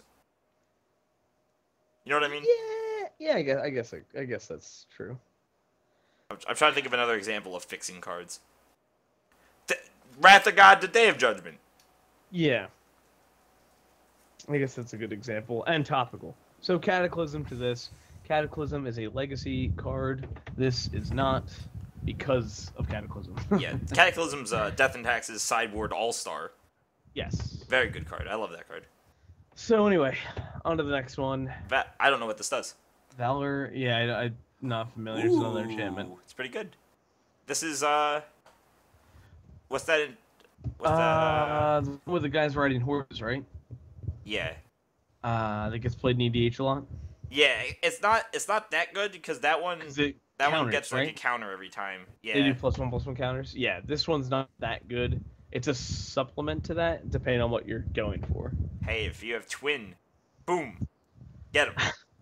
Don't put this in your twin decks just to be cute. I don't like this card in Limited. I'd put it at 2. You put it at 2? I'm gonna give it a 3.5, just because this card has the potential of winning a game by itself. Okay, that's fair enough. It's good in the Enchantress deck, stuff like that. I don't see it getting anywhere else. It's very good if you have Sigil, because you play it, and then the Angel becomes a 5/5. That turn. Fair enough. Alright, let's move on. So, yeah. It's a EDH, decent card. Probably, and depending on what your deck build is, you might have fun with it. Limited, we gave our ratings, otherwise, no. Yeah. Alright, let's talk about strict upgrades. Rest in peace, Glow Rider. I love you still. Oh, I still have one in my legacy binder. I bought one for $1. Yeah, I wanted to build stupid taxes. Look at this asshole deck. Yeah, I had it in my legacy folder in the Alurin section. Yeah, he is good in Alurin, isn't he? He is. Now this guy is better. Yeah, I also like he's a Pegasus. Pegasus hype. Yes, yeah. They needed something to replace Stormfront Pegasus that hasn't been in since M12, I believe, was the last printing of him. I love that this guy. card is very good. Yeah, very good card. Not Thalia. He is not Thalia. No. Is he good still? Yes. Yeah, it's still like, dude, I'm telling you, still. This is another one of those rares that I open and I'm like, I probably don't have to first pick this card. This is in the same pack as the white first strike guy with Renown. I probably take the white first strike guy with Renown. Knowing you're gonna put the person you're passing to in white, so your pack 2 white's gonna be a little dry. Yeah. Pack 3, you're gonna get it all, and he's gonna feel like poop. That's true. Yeah, this guy limited, very good. 3 for 2/1 is kind of become a standard-ish. I will say, I can't look at this card without picturing the Borderlands symbol in that red circle. That's yeah, I think the same. So yeah, limited, very solid. Standard. Yeah, we'll see what the format goes. Do you have a fan blowing on your mic, by the way? A fan? Yeah, slightly. Yeah, did you just change that? Move that sucker? A little bit. Boom. Perfect. Let's try that. Oh, cool. Okay, sorry about that. No problem. Standard, if there's a white week comes about, I think this is at least sideboard. Yeah, I like that guy. Modern doesn't have a use for it. Legacy, it's a one of. Yep. Sold. There you go. Cool. Alright, now let's talk about Renown guys. Oracle. Oracle. We're just gonna combine the names. Does not make clerics. I'll rather play my crappy clerics in this, but this is I don't attack, so good dude. A very solid man. You want this guy on your side of the table. Yeah. If he makes it through one time, you're in a really good spot. Yeah, he's 4/4 good. Lifelink. If you're looking to go in white, this guy's very solid. This guy's about as strong as Vampire Outcasts, and that guy was very good too. So yes. So Oracle, I give a good 6. 5 to 6, I would say, in that range. 5 to 6. Okay, fair enough. And the card we don't have to say too much about. Yoked-Ox. He's good sideboard against aggro. Okay, see, good sideboard against aggro. Not very good in a deck. You wouldn't main deck this card often. I'd like 1.52. I don't even play him in Doran. Okay. Oh, that's called bad. Never mind. This card's unplayable. Alright, next up, we made it to the blue cards. Oh, Jim. First blue card. All right, Gideon Face Sphinx. All right, I'm gonna talk about this card because Brent doesn't like it. So I'll give you my words. It gave me nightmares. It does have the scariest art of any card in the set, in my opinion. Imagine just like I'm waking up and this guy is standing over your bed, like talking casually because he's part human. I did. That's what happened. He has the sword from Halo around his neck. He's just a confused guy. He's probably fine in limited. I don't really like him in anything else. Play this in EDH. Be a dick. Be that guy. He's actually very good in limited. Just I wouldn't first pick him ever. Just get out of here, guy. All right, move on. We'll go to Better Time Ebb. Sorry, Time Ebb. You got strictly bettered again. Yeah. I'm kidding.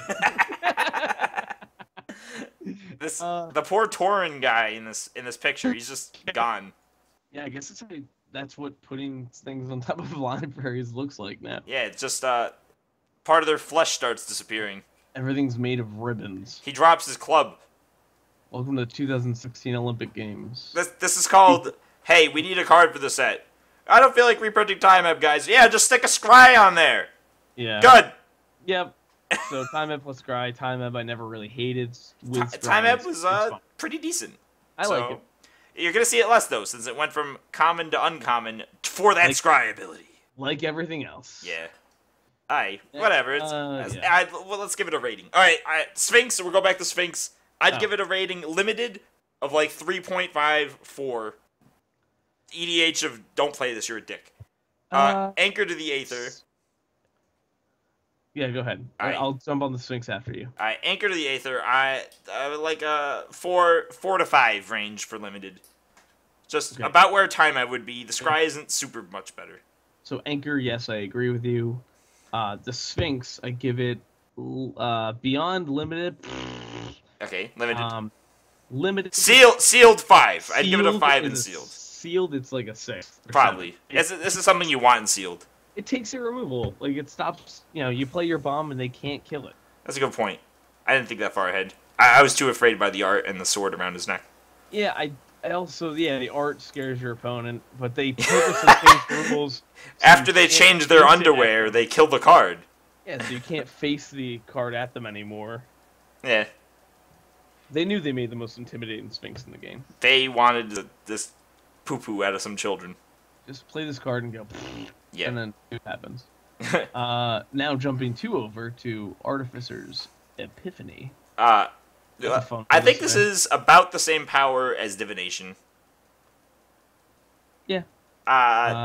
Divination's like a 3/4 usually. So again, falls in the category of like a strictly worse kind of. It's just not. It's either strictly worse or strictly better. Yeah, depending on where it's middle of the road guy. Yeah, same exact power level as Divination. This is worse than a vintage playable card. Is Divination played in vintage? Am I? Oh. Thirst for Knowledge. Yeah. Okay. Thirst for Knowledge. Yeah. This is no Thirst for Knowledge.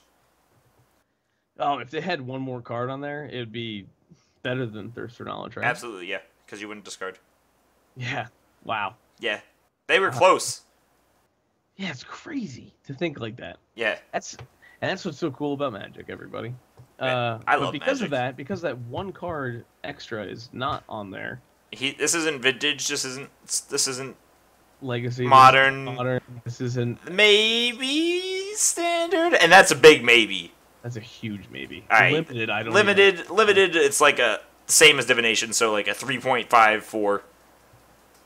Yeah.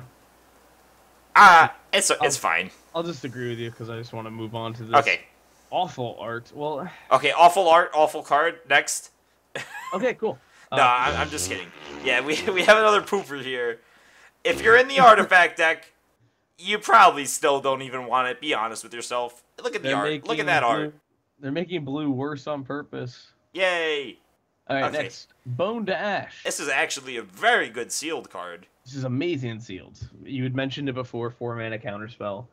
This one cycles, too. Exactly. So, this is a great sealed card. This is, Exclude, I believe, but except Exclude doesn't hits non-creature spells. It's, Am I thinking? No, Exclude is 2 and a blue, counter a creature, draw a card. Yes. Okay, what is this? This is... Dismiss. Dismiss. The cryptic command before cryptic command. Yes. Alright. What would you put this in seal? Like a 4 or 5? Sealed, I put it at a 5. Okay. Draft, like a 2-3. 2-3 maybe. Okay. But I'm not a huge... Draft, I don't like counter spells. Especially conditional ones. Let me go back to the other card, I forgot. 1.5. and anything. Chimneyum. Hey, I actually might rather... No, I'm just kidding. But like a 1.5. Don't add the card to your deck unless you're devoted. This one, sealed 5.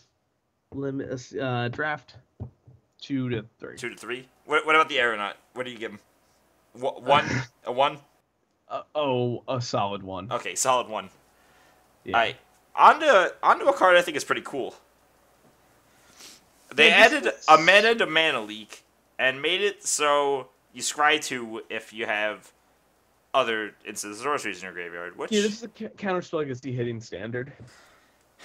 I would be surprised if it hit standard while there are other counterspells still in the format.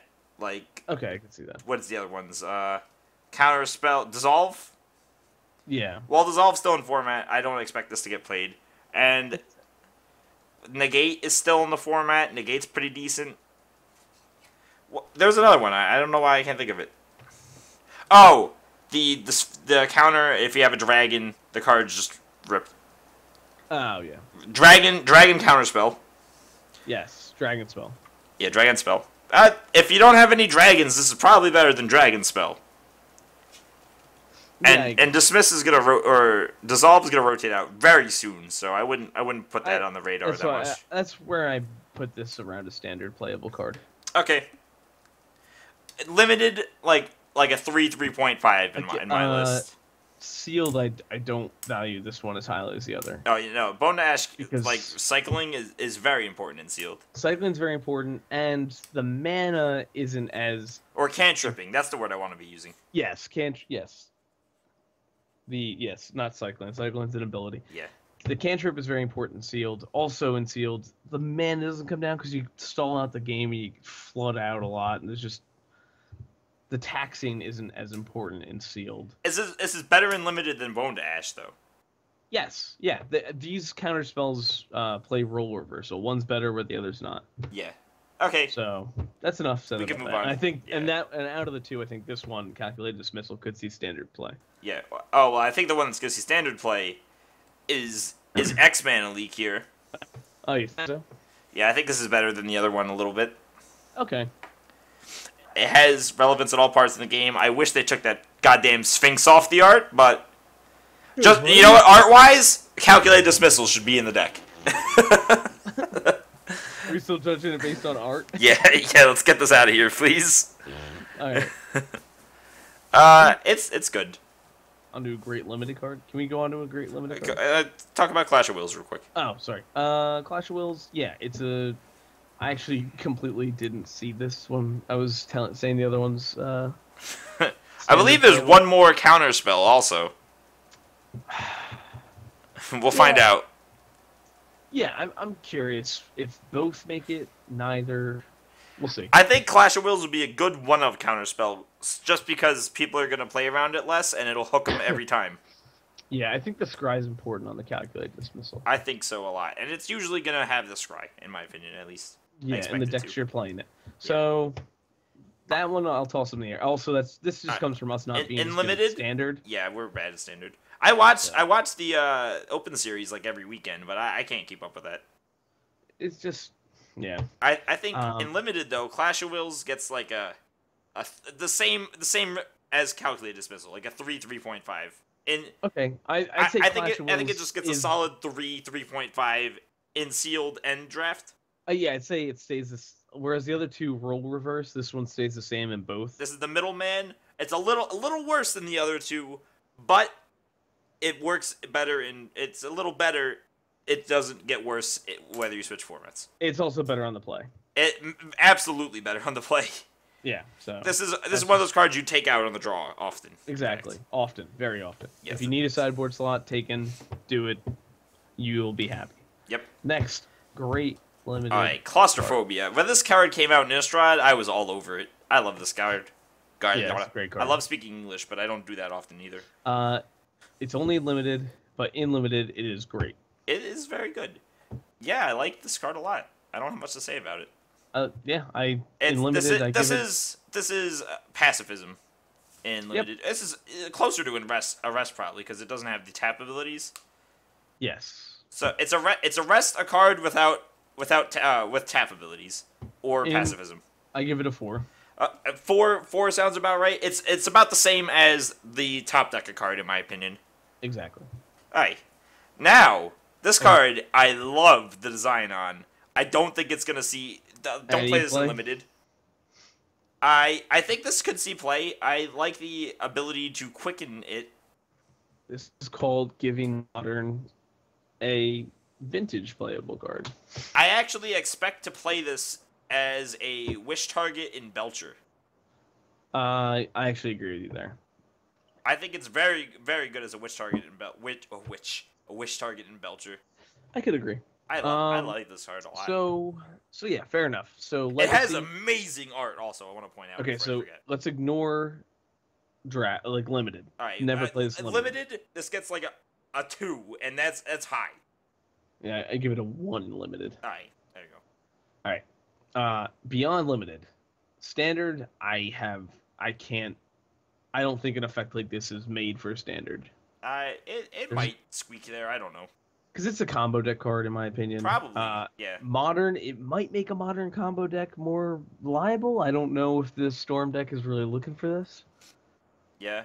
You know, I Like do like Ascension, I how don't. they made time reversal, and this card's just a better time reversal. They fixed time reversal, in my opinion, into this. Okay. I will give them. Uh, I won't say strict upgrade, but I will say fixed. I think this is a legacy card. I think this is a card that Timmy opens and goes, ooh.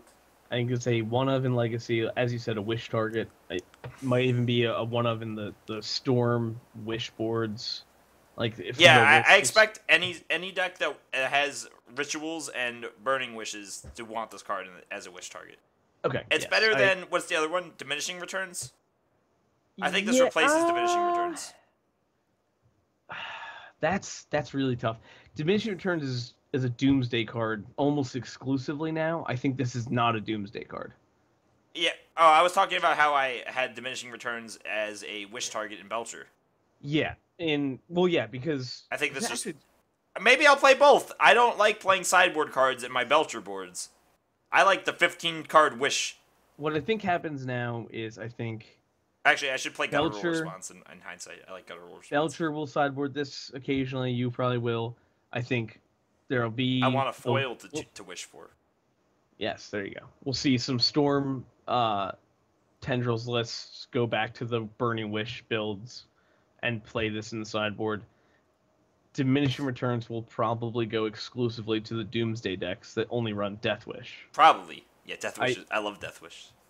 So do I. I think that's where this. But I love to do that because they just diversify everything because it gets its own unique. It works. I think that's what's going to happen with this card. So I'd say this is a one of in Legacy, and otherwise, it's not very good. Besides that, yeah. Okay. Onward. Moving on up. I just want to say, I do like this card more than the average Serpent, because this one at least can attack occasionally. Yes, and it's flavorful. I do like the art. It's like a shark worm. It's like a Sharknado. Okay, I won't go that far. Could they make a Sharknado creature type in Magic, please? Yeah, next onset. Next onset. Unnado. Sharknado 17. Alright. Limited. You probably play this if you're playing blue. I don't dislike this card. Hitting 7 cards in your graveyard is not the hardest thing. It's not easy, but... It's a good control finisher, I think. Absolutely. It's also a 6/6 for 6. Most Sea Serpents were like 5/5s for 6 or 7 even. Or 7, yeah. Or so, worse. My Thassa EDH deck might play this guy. I want to see this. Alright. You might get in there. Cause limited cool rating, like a 3, I would say. I could agree. Alright. Yeah, I think it's fair. Other than that, like I said, unless you're building the ocean-themed Thassa deck, with Sand I Squid. don't want this in AD. Yeah. Alright, moving on. This card, I just want to point out by saying, damn, Morphling has come a long way. Morphling looking good. Yeah, Morphling's looking like it's gonna make me not want to play Standard because it's that good. Yeah. Okay, there are a couple things this card doesn't have. It doesn't protect itself that well. Correct. And the tap a creature, untap a creature are just kind of like there. In my opinion, at least. I feel like the 2 modes you're going to do are counter a non-creature spell. I think that's going to be your go-to.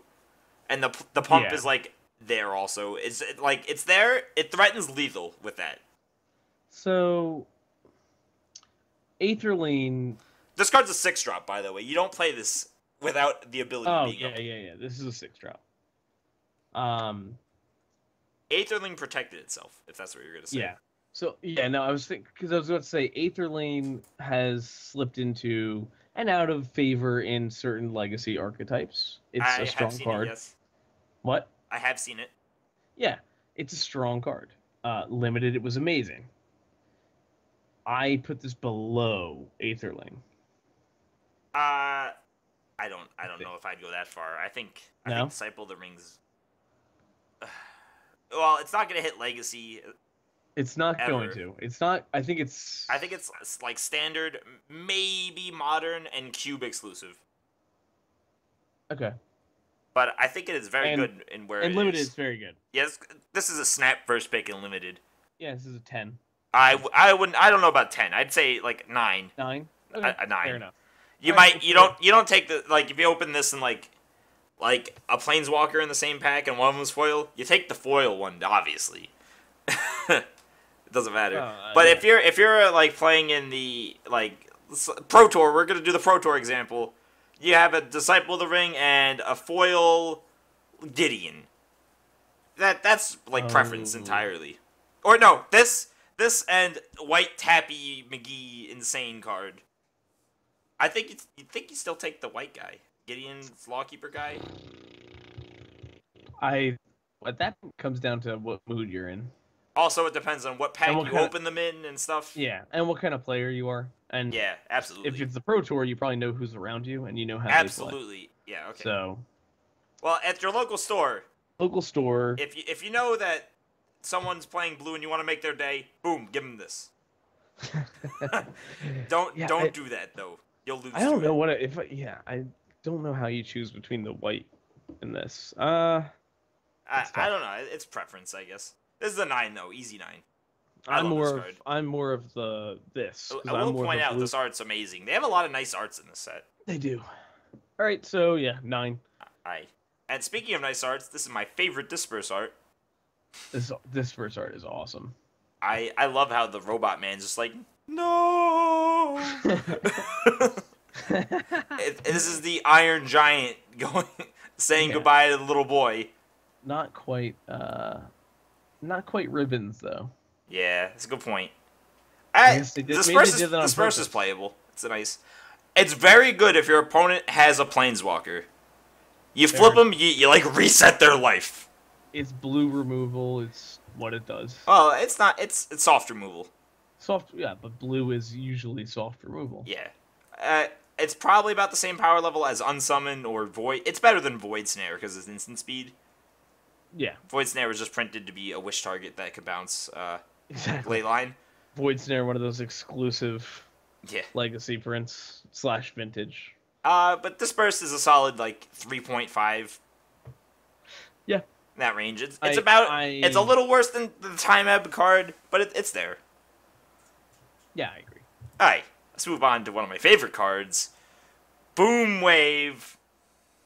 This card is pretty awesome. I love how they have the Planeswalkers, you're like, blue, bounce all your Planeswalkers, and then you point to your peepee and you go, Yeah. Yes, that's what I do all the time. Yeah. But you don't do that unless you want to kick it out of the store. Yeah. So if you don't like the store, then do that. Yeah. If you don't like the store, then do that. Quote me. As far as limited, it is a Wrath-ish of God for your control deck. This reminds me of what is that card? Washout?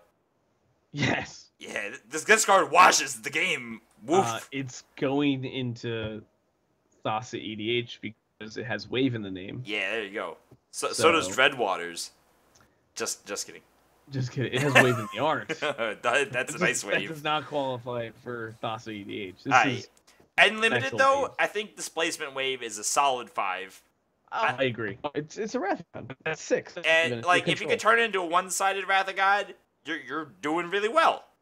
Yeah, if you have Disciple of the Ring out and you do this for 4. Oh Jesus. Yeah, you're probably. Then your opponent just goes to scoop phase. What do you know? Turn 5 Disciple or turn 6 Disciple of the Ring. Turn 7 do this for 4. Have Disciple up for 1. Yep. Oh Jesus. Yeah, that sounds pretty good. Yeah, you're getting there. That's also you have a mythic and a rare in your colors. Way to go. Yeah, champ. Good for you. You the champ. As far as out of limited and EDH, no. I think it might see standard play, just as sideboard because it's blue bounce to Planeswalkers. Fair enough. Besides that, it's not very good. I like the card though. I love the art. It's I like the there's like a tsunami elemental just rolling through those guys. It's Blue's Pernicious Deed. Absolutely. Blue needed his Pernicious Deed. I don't really need anything. Yes. Blue has it all now. Alright. Now a card you probably shouldn't play in limited, but hell, if you mill someone, you get my seal of approval. This is a Brent super why you this exists card. Have fun 13th, 14th picking this card. It's 0. Brent thinks it's a 0. I'm gonna say 1 because I just want to see someone get milled. I love Dreadwaters. That's it. Next. Don't play this card unless you have like Right. 6. Fairy Miscreant. This card though, I believe it was Jerry Thompson or Sam Black, one of the two, with the mono blue fairies modern deck. Yes. That was playing like Scrib Sprite, and hell, Scrib Sprite has gone a long way. Yeah, this is a fairy that is gonna see modern play. Another great art card. Yeah, it's the foils are gonna be really expensive, I think. I by really expensive he means expensive for commons, like $4. Yeah, not quite Serum Visions, disgraceful. Not but quite Serum Visions. I think it's like $100 now. something like that. Alright. Very Miscreant though, not a very good limited card. In fact, I'd say it's pretty poo-poo in limited. Yeah, you don't really want just This is something you're looking to play in your mono blue fairies or blue black fairies deck. This is made for modern. This is made for Spellstutter Sprite. Yeah, this is made for modern. They're friends. Alright. I think we covered this card enough. I don't even think it hits my Legacy Fairies builds. Feyblade. Maybe if you're playing the what is that card? What is the mechanic? Prowl? When a rogue hits him? Okay. I can see that. Maybe if you're trying to like play Notorious Throng in modern, you have all of my support, person. Alright, moving on. Yep. My opinion, the best card for standard in the set, Harbinger of the goddamn Tides. Yeah, I think. I wish this was a cycle, by the way, with the whole you could pay with Flash for 2 more. Yeah, I love that cycle with like Route and Twilight's Call. Yeah, Those cards are cool. Yeah. That would have been a cool thing to add. Like a creature cycle of the non-creature cycle. Yeah, I like that a lot. That would have been a great idea. They didn't do it. That's okay though. They don't listen to our emails. I think this card could see Legacy play if Merfolk makes a comeback.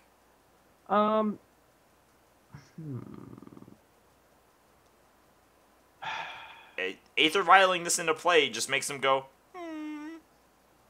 Yeah. Well, it wouldn't be like a high number. It'd be like a 1 or 2 of. Yeah, I think it sits in the sideboard.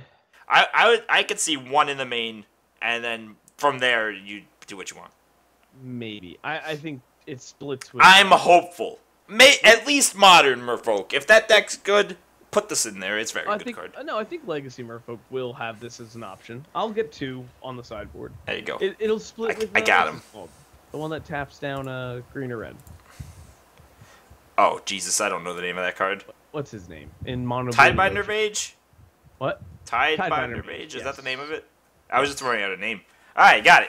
Either those two will they'll either split sideboards, or you'll run these over those or those over these based on what the what the flavor of the week is in your Legacy metagame. Mm-hmm. I'd get 2 for Legacy just to be safe. But in limited, you get like a I forgot about the fairy miscreant thing. Limited. Like a 1.5. Like a 1.5. Yeah, very low. Harbinger though, this gets like a 6 out of me in limited. I like this card. Yeah, very good Grizzly Bear soft remote. Yeah, I like it. All right, good. I like Harbinger. Now, next, Hydro Lash. Skippable. No, I wouldn't say skippable. I'd say sideboard against the aggro decks. If you know they're playing like the +2/+1 in Vigilance card, you bring this in, you hose their card. Because your card cantrips and theirs doesn't. Yeah. So that's okay. This is a card you'll only get them with once. Again, maybe if you're on the Dreadwaters plan, you play all of these. Man, how good would this be if that 0 was a 1 though? It would be very good, in fact. Yeah. Yes. Anyway, all right, that's it. It's not. This is so. like maybe a 2. 2 on a good day. Sideboardable. Sideboardable. Main deck if you're like super control. Ugh. And you're desperate. Yeah, you're desperate. You gotta be pretty desperate for that. You probably just do side events. Alright, now do side events. Let's move on to the card you've been waiting for since it scrolled over there. Jace! Jace. Yay, everyone loves Jace. It's Jace number 5. Jace number 6! Oh my god, we're up to 6, aren't we? Yeah. Counting Baby Jace, Mind Sculptor, Architect of Thought, Mill Jace. I don't know what that one's called. Then there's Crap Jace, I'm calling him. The one from the last set. We're up to 6 goddamn Jaces! He's got memory. I don't know. Apparently everyone loves Jace. Guys, look at Jace. Build a modern deck with. I would have been pretty happy if they brought back like Tameo or someone. She's cool. Yeah. Jace though. I guess like since it's the Spark set here, see how Jace got a Spark. Go ahead. I hope this is the last Jace printed for a while though. I'll say that. I could agree with that. Let the other Planeswalkers shine, please. Like, honestly, the fact that he is Jace right now is just kind of makes me not. I don't enjoy reading the card anymore. I'm just like, another freaking Jace. Like, come on. It has nice art, but that's about it has great art. Yeah, I like the. But I'm gonna build like a Star Wars. Just 4 of each Jace and and islands and like 4 Mutavaults. Alright, so little synergy with this card. If you could play him and tie-game scheming and flip him on turn 3. Yes. And if you do, he's not awful. Like, if you get to that ult, someone's gonna lose. It's probably you, because you're going to that ult on this Jace. Yeah, but you play him because you want to have that flashback ability of the dream. Yeah. Hey, I thought this through. Wait, am I thinking this through enough? Yeah. Yeah. Alright, you ready for this? How far through did you Turn 1, you play like Faithless Looting or Hapless Researcher. You pitch that stupid cruel ultimatum. Turn 2, Jace. Turn 3, tie-game scheming. Flip Jace, -3. Cruel you. Smile. Is this Legacy? I also explained to Dan that you could do it with like Wit's End and make them discard their hand. Just get them real good. But wouldn't that be sick if someone did that? I'd be really happy if anyone watches this video, like maybe the 2 people watching this know Magic and aren't just my viewers from other games. Do this. Do this for me. Alright, I think I'm done with Jace. Limited, since he is a Planeswalker. He's not a great Planeswalker, but he's not getting in levels of will eventually win the game. He has to be dealt with, but he won't strictly win the game unless you get that -9. He gets like a 5. Maybe a 6. That's just because he's a Planeswalker and people are gonna try to target him down because he's a Planeswalker and saves life. I'll put him at a 4.5. 4.5. All right. Next page. He's an okay looter. That's what I say. Ooh. EDH card here. I like this card. This is a card I think is pretty cool. This is a cool card. This is cool design. Now this is a little bit of a combo, like a little half card. This is between Arcanes something. There's an enchantment that makes like instant sorceries cost 2 less. Yes. And there's also an enchantment. I think it's called Eyes of the Watcher. When you cast an instant sorcery spell, you could pay 1 and scry 2. I believe so. You know, that's from Future Sight. No. Point where I can't even remember cards anymore. It's depressing. Yeah, but I like this card. It's pretty cool in EDH. Oh, this is an EDH card. This is a fun EDH card too. I love cards like this for EDH. That's the only place I put this card. Okay, limited. If you have like 8 or 9 instances sorceries, maybe. What are you doing with that many? It gets like a 1 in limited, 1.5. This is definitely a rare you open and you're like, alright, let's see what the uncommons are. Yeah, exactly. But it's cool. You know, a foil might be worth something, because EDH players love foils. I do. Yeah, Brent loves foils. He plays EDH and Legacy. Alright. We'll move up to Scroll Thief on steroids. I'm sorry, Scroll Thief. You've been triumphed. Seriously. This card is nuts. It's the only card in the set with prowess, I believe, too. Yeah, I think you're right. It's very strange. I remember seeing it, being like, "Wait, is prowess just a thing now?" Yeah, I believe prowess is an evergreen ability. Um, It's not bad. It's yeah, like very playable. absolutely. How playable? Maybe like a 4 or 5. I'd say at least a 5. Okay, at least a 5. You like this guy. Yeah. I think he's okay. Whatever. I'd put him about the same as Scroll Thief. Scroll Thief was like a 3 for me. But the prowess on this makes it like a +2 just because of the play it has. So about a 5. I'll give a 5. Okay. Give or take a point, depending on how many instances of sorceries you have. 5.5. 5.5. Okay. Good card. Yeah. I love the art too. Another great art card. And the Jace of Sanctum. Look at that art. They have blown me away with the art in this set. It truly is amazing art. Yeah. All right. Now we'll go to noise. Alright, Maritime Guard. If you have 0 2-drops or 1 2-drops and you feel like you need it, put this in your deck. Mizzium Blair. Yeah, but Maritime Guard's like a 1 on a good day. Alright, Mizzy, this guy is like my favorite card. I love Mr. Medley's here. This guy is very cool. This card is like one of the top 5 best designed Magic cards in recent memory. I'm gonna throw him out there as. It's a very well. I know what the top one is. We'll get to that when we get to black. Yeah, but yes, we will. This guy is very well designed. Like he has perfect stats without being pushed. Yeah, he's not a breakout. His creature types aren't like super relevant. Like Wizard, that's cool. EDH players that like Wizards are gonna like this card. Yeah. It's always a Willbender. Yeah.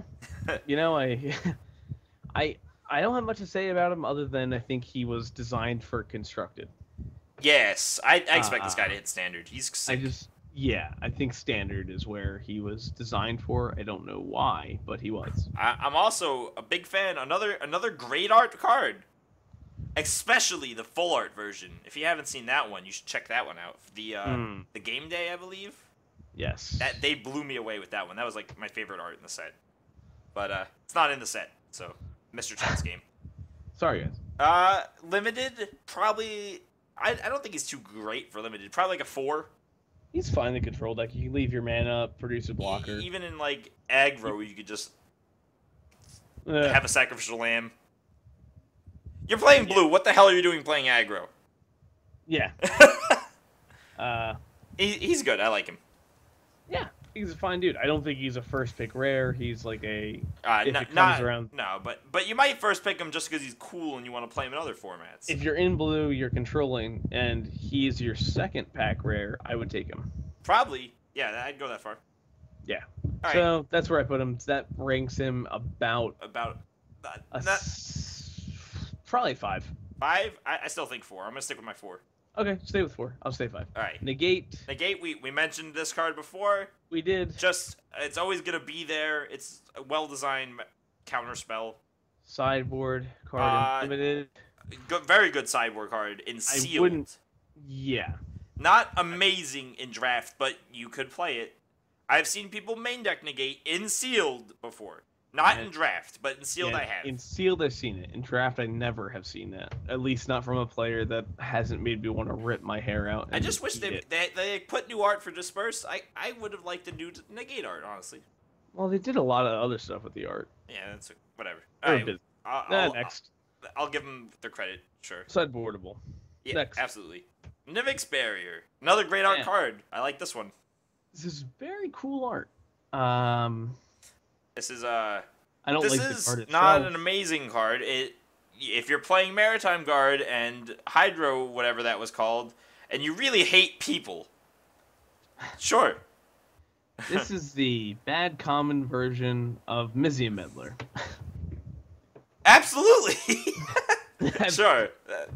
Hey, if you have a Jace and you need something to defend him, fine. Yeah. That's about as far as I'll go. Like maybe a 2. He gets a 2. Two. Solid 2 though. He's not trash, but he's not super amazing. Yeah. Alright, moving on. Oh, let's counter more spells. That seems to be the theme of this set. Yeah, right? Like Magic Origins. Magic we the originated countering. from everything being counter spells. We're just calling the game No now. No. No. Magic the No. I'll play Grizzly Bear? No. Alright, I don't think this card's very good. Cards that stop things from targeting you aren't amazing.